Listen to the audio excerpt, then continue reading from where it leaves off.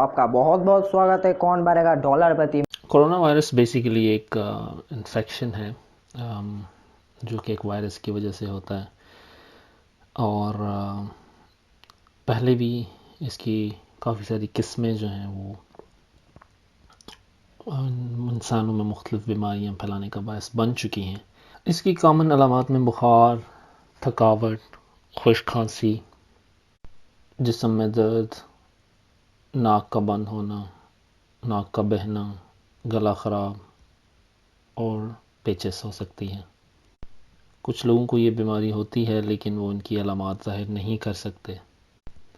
تقریباً 80% لوگ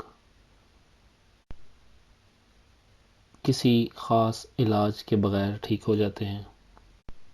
ہر 6 میں سے ایک بندہ سیریسلی بیمار ہو سکتا ہے جس کو سانس لینے میں دشواری ہو سکتی ہے۔ ایسے لوگ جن کی عمریں 65 سال سے زیادہ ہیں یا جن کو کوئی اور بیماری ہے جیسے کہ بلڈ پریشر، دل کا کوئی مسئلہ، شوگر، ان کو سیریس بیماری ہو سکتی ہے۔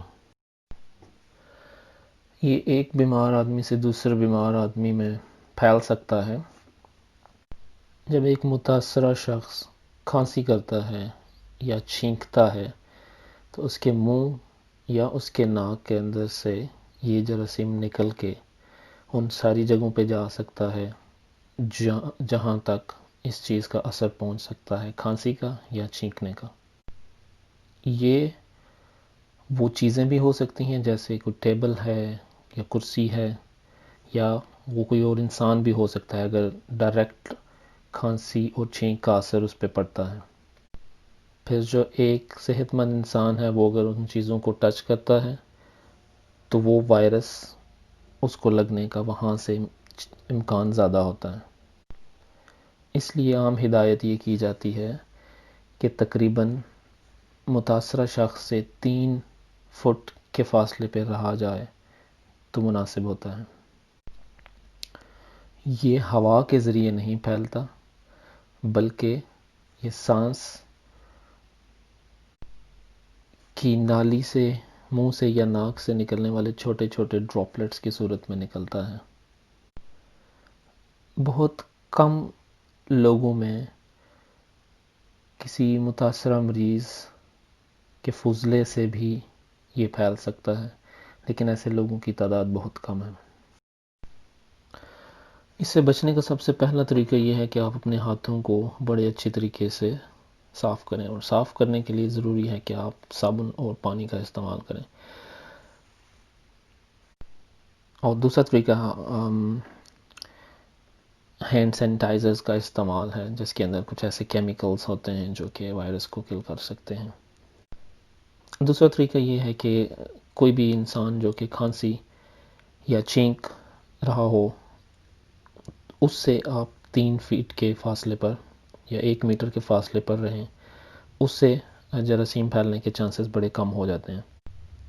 تیسرا طریقہ یہ ہے کہ آپ اپنی آنکھوں، ناک اور منہ کو ٹچ کرنے سے پرہیز کریں یا اس کو چھونے سے پرہیز کریں، کیونکہ اگر آپ کا ہاتھ کسی ایسی جگہ پہ رہے جہاں پہ وائرس ہے، یا کسی آدمی نے جو کہ متاثرہ تھا اس نے وہاں پہ چھینکا یا اس پہ کھانسی کی تو وہاں سے آپ کے ہاتھوں کے ذریعے وہ جراثیم آپ کی آنکھوں، ناک اور منہ میں جا سکتا ہے جس سے آپ متاثر ہو سکتے ہیں۔ اس کے علاوہ جب بھی کھانسی کریں یا چھینکیں تو ہاتھوں کے بجائے اپنی کوہنی والا ایریا اپنے منہ کے اوپر رکھیں، اور چھینکنے یا کھانسنے کے بعد اس کو فوراً صاف کریں۔ ایک اور طریقہ یہ ہو سکتا ہے کہ آپ کسی ٹیشو پیپر کا استعمال کریں اور اس کو پھر فوراً تلف کر دیں۔ اگر آپ کو علامات ظاہر ہونا شروع ہو جائیں، اگر کوئی سیریس بات نہیں ہے، آپ کو کوئی سانس کی دشواری کا مسئلہ نہیں ہے، تو آپ کو کسی بھی جگہ جانے کی ضرورت نہیں ہے چیک اپ کے لیے۔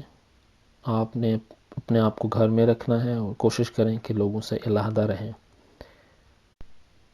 متاثر ہونے کی صورت میں غیر ضروری سفر گھر سے باہر نہ کریں، کیونکہ اس سے آپ کسی اور کو متاثر کر سکتے ہیں جس کے لیے یہ چیز جان لیوا بھی ثابت ہو سکتی ہے، جیسے کہ بزرگ یا پہلے سے بیمار لوگ۔ ہر وقت ماسک استعمال کرنے کی ضرورت نہیں ہوتی۔ ماسک صرف اس صورتحال میں استعمال کریں اگر آپ کو کھانسی ہے یا کوئی اور علامات ہیں آپ کو بیماری کی، جو کہ میں نے اوپر پہلے بتائیں، یا آپ کسی ایسے مریض کی دیکھ بھال کر رہے ہیں جس کو یہ بیماری ہے۔ اس کے علاوہ ریگولر ماسک پہننے کی ضرورت ہر انسان کو نہیں ہے۔ اس کا ابھی تک کوئی ویکسینیشن دریافت نہیں ہوئی، اس کے لیے ابھی تک کوئی علاج دریافت نہیں ہوا۔ ان دونوں چیزوں کے اوپر کام جاری ہیں۔ جو چیز سامنے آ چکی ہے وہ اس کی حفاظتی تدابیر ہیں۔ صرف علامات کے کنٹرول کے لیے آپ بخار کے لیے پیراسیٹامول وغیرہ استعمال کر سکتے ہیں۔ کسی بھی اینٹی بایوٹک کا اس میں ابھی تک کوئی رول سامنے نہیں آ سکتا۔ ہسپتال صرف اس صورت میں جائیں اگر آپ کی علامات آپ کے کنٹرول سے باہر ہوں، آپ کو سانس لینے میں کوئی دشواری ہو۔ ان صورتحال میں آپ کسی بھی قریبی ہسپتال جا کے اپنا معائنہ بھی کرائیں اور اپنا علاج بھی کرائیں۔